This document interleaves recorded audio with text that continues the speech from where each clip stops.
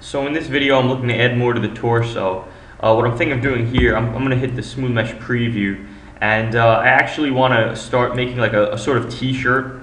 So I want to take this geometry, so we'll have sort of, we sort of have a base here, and now we want to just make sort of some t-shirt geometry. Now it's going to look really thick when you start out, but that's okay. Once we have that selected, just pull those in there, hit R on my keyboard for scaling, and that looks okay. I'm gonna shift double click, get back our selection, just play around a little bit and see how we can narrow this down. Let's see. So one thing we could do is we could actually select this inner edge loop here, and that's really what I want to do next. Is I want to select this inner edge loop, and if I shift double click, hopefully it'll let me.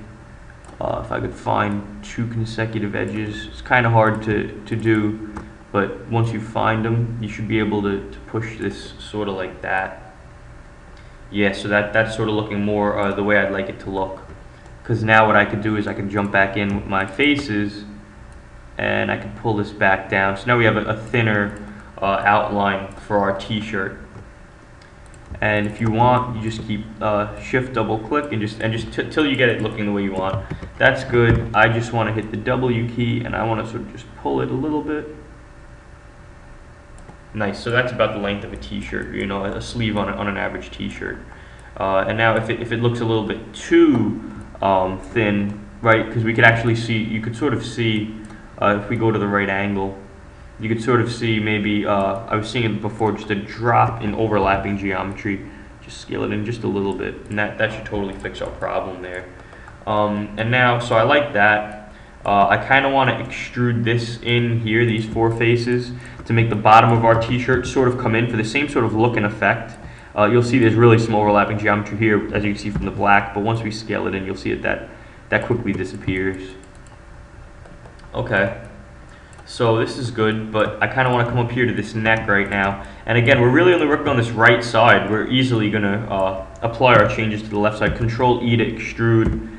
I kind of want to jump in here and just scale. And you'll see that the main way that I work is I select the faces, I hit Control E to extrude them, and then I jump in with my scale tool, and I kind of come in here. That's a good technique when box modeling, when creating your mesh from primitives, especially cubes. That they call that the box modeling technique.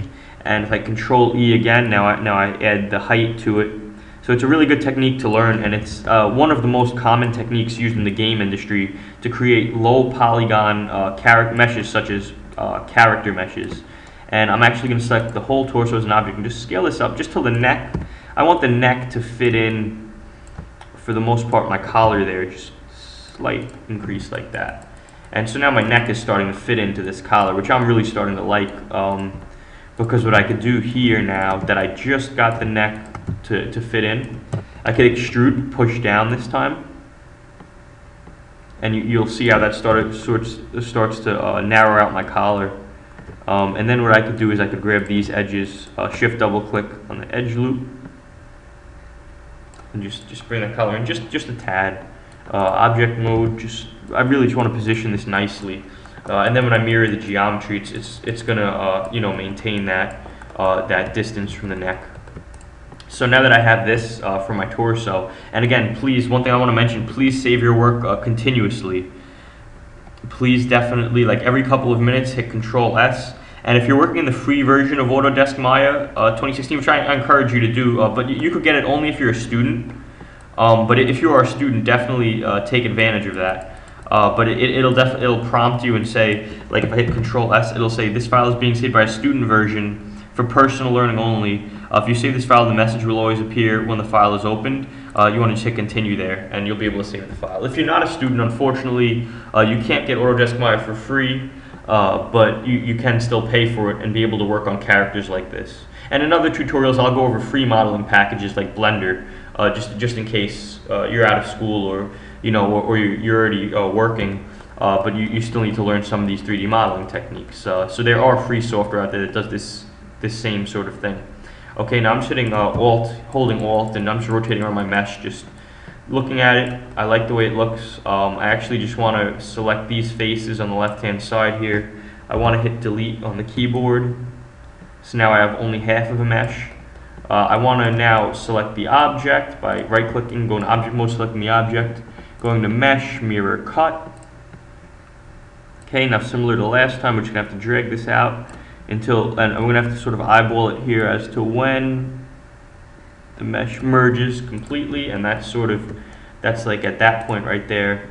I want to get rid of this, not get rid of it, but I want to disable this view. So I want to select the mirror cut plane there, hide selection. Now that really I hid the selection. And now I want to go to Windows Rendering Editors, or actually I still have it minimized here, but you go to Window Rendering Editors Hypershade, open up this Hypershade here. I want a middle mouse button, click and drag that material onto my mesh. Okay, so you'll see that most of our changes worked really well. Our head is a little off center, so our neck is a little off center, so we'll just kind of put that in there. Our collar, we might need to just readjust just a little bit. And it's normal to have to make slight readjustments if your mirror cut wasn't perfect. There are ways to sort of line it up, but I kind of just want to eyeball it for now. Now I'm going to go to face here, and I just want to select these bottom faces. Something like that. Kind of just select these here, just shift and left mouse button click, and just expand it just a little bit, just so it's like a t-shirt, maybe hanging over the shorts or jeans that we'll give him. So as you can see now, we have a clean torso, and now in the next video, we could actually go into what we want to do next, which is probably to give him some sort of either pants or shorts, and to make his leg structures.